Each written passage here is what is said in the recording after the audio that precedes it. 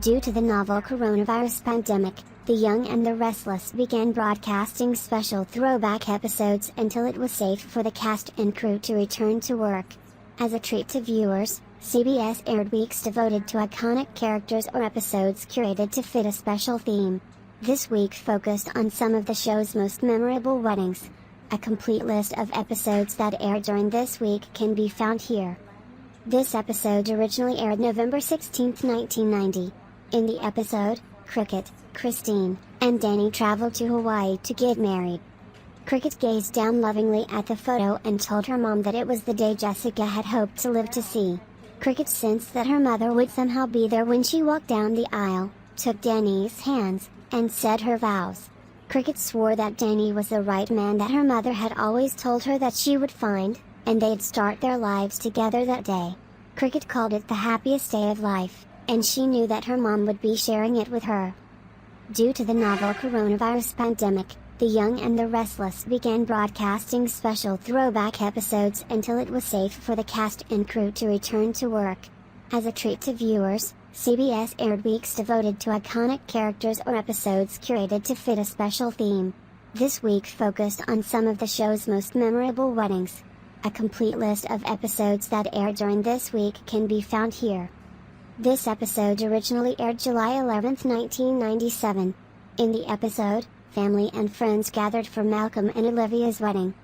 At home, Olivia had fallen asleep on the sofa, and she dreamed about her wedding to Malcolm.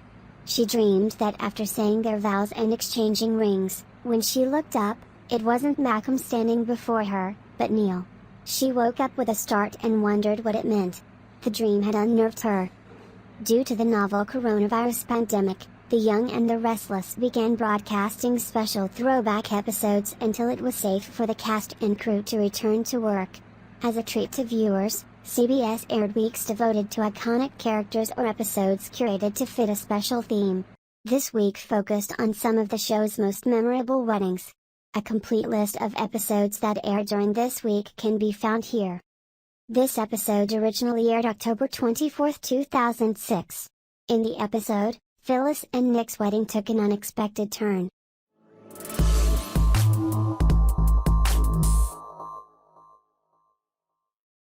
While watching Nikki gaze through the pictures of her family in her photo album, I realized that these wonderful classic episodes of The Young and the Restless are just like watching snapshots of our beloved characters at different points of their lives. These terrific memories have been stored away on film, just as the photos were in Nikki's album, for us to see again and to be reminded of some of our happiest times. Viewing a soap story from the past can even have the power to transport us back in time to a different world when we were younger and braver. For instance, when One Life to Life's Vicky was in the hospital while giving birth to her first son, I was also in the hospital, delivering my first son. Do you remember where you were when Neil regained his sight in time to see Devon in bed with Hillary? What about when Devon's hearing was restored? These many weeks of classic episodes have been a wonderful reminder of all the spectacular performances we have watched throughout the years. And the episodes coming up this week will be about the award-winning moments in the past from some of our favorite actors. But let's look at the future, shall we? Congratulations to our Y&R Daytime Emmy nominees. Jason Thompson, Mark Grossman, Bryton James, Crystal Khalil, Sasha Kai A, Elisa Kopnek, Eva LaRue, Jeffrey Vincent Barry. You all deserve to win, and I hope you do. Maybe there will be a tie in the Outstanding Supporting Actor and the Outstanding Guest Performer categories so they can all win, and I will also be crossing my fingers for Y&R to win for Outstanding Drama Series during the Daytime Emmy Awards telecast on June 26. It's remarkable that Y&R had outstanding performances by 3 guests, and they were all terrific. While her appearance was brief, Elisa Kopnek's stint as homeless mother Sasha with her infant daughter, Joy, was powerful and gave Nikki the chance to spread the joy to this family during the holidays. I loved seeing Eva LaRue as a character other than Maria on All My Children, and she was terrific as Lola's mom, Celeste. When she first arrived in town, it looked as if Celeste was going to be paired up with Jack, but it never happened. That really was a missed opportunity, since Jack needs a new lady in his life, and Celeste could fit the bill. Jack's been alone long enough. And the diabolical if somewhat inept kidnapper Simon was wonderfully played by Jeffrey Vincent Barry. Any of these actors could deservingly grab that coveted statue for Outstanding Guest Performer.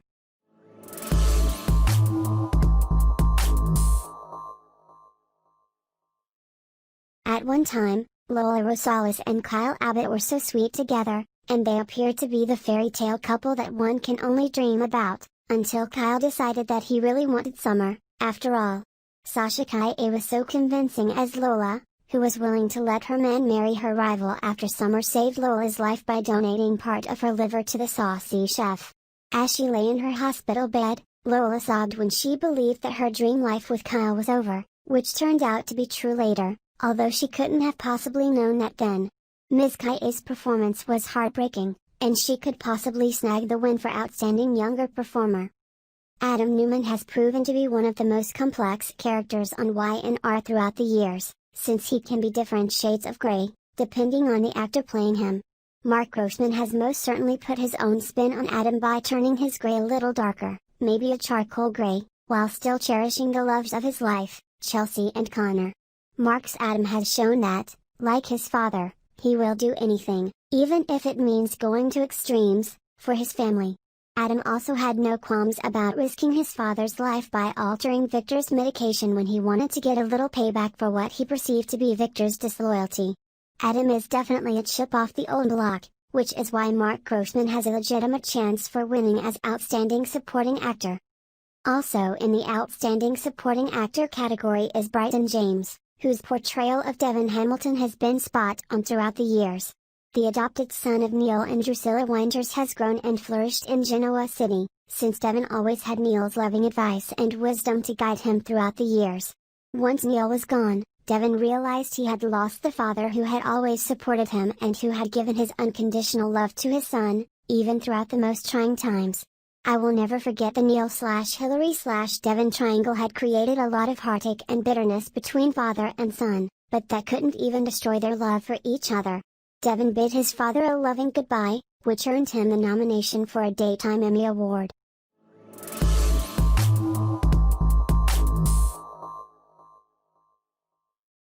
Lily Winters Ashby also had to say farewell to the father she adored, which was very difficult for her to do. As Lily, Crystal Khalil was in tears when she cried and said that she just wasn't ready yet to say goodbye, and the viewers knew that her tears were not only meant for Neil but also for the awesome Christophe St. John.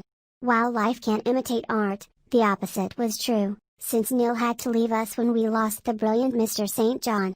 So, Lily, Devin, the entire Y&R family, and even we fans grieved, and Lily's tears were a symbol of the loss that we felt. After already losing her mother and her marriage to Kane, Crystal Khalil showed just how much Lily was alone, and she truly deserved the nomination for Outstanding Supporting Actress. Billy Abbott is another truly complicated character, although maybe not quite as dark as Adam, and Jason Thompson has been amazing in putting his own spin on a character that had already earned wins for previous actors for Daytime Emmy Awards. Billy Abbott always seems to have an angel on one shoulder and a devil on the other, and he tends to brush the angel off while heeding the advice from the devil.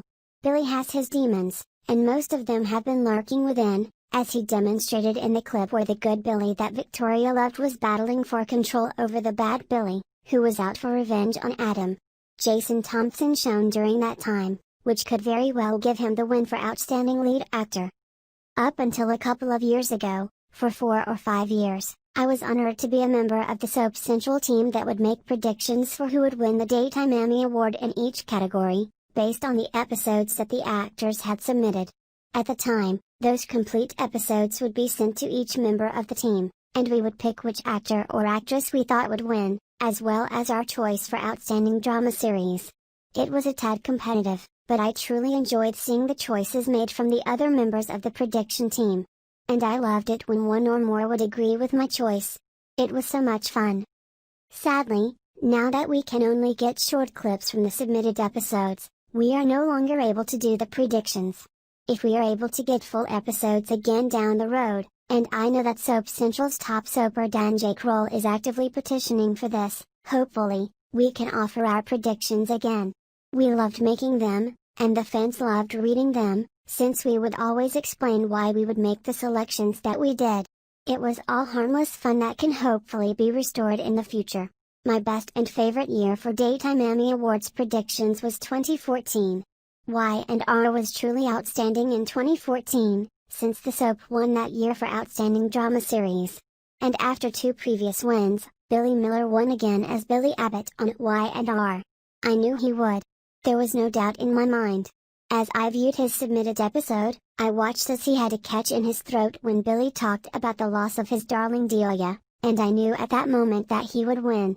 Billy Abbott was filled with angst, guilt, sorrow, and anger, and Billy Miller was able to successfully convey it all.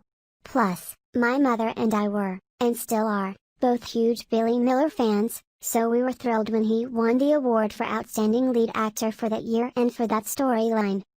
I also was positive that Amelia Heinle would win in 2014 for the same storyline, and she even submitted the same episode as Billy Miller, because it was that great. As I stated at the time of my prediction, Victoria had me spellbound and crying in almost every scene she was in during the Hit and Run tragedy, and the episode she submitted showcased all the emotion, heartbreak, and guilt Victoria had suffered, because she mourned the stepdaughter she had loved, worried about her husband, and also felt guilty about indirectly being the cause of the Hit and Run accident, since she was the one who had asked Billy to stop at the store for ice cream on his way home. Amelia Heinle was fantastic, and I was so thrilled when she won for Outstanding Supporting Actress. And I predicted that Hunter Haley King would win for Outstanding Younger Actress in 2014, when Summer learned, erroneously, that Nick was not her biological father. Of course, we all know now that she is. However, Summer was truly devastated when she found out that the dad who had always called her his Supergirl was not really her dad in blood. Summer was totally lost and felt that her world had been shaken down to the core, which was why Hunter Haley King deserved the win that year. 2014 was an awesome year for Y&R in winning Daytime Emmy Awards, and hopefully, 2020 will be another outstanding year for Y&R. Good luck.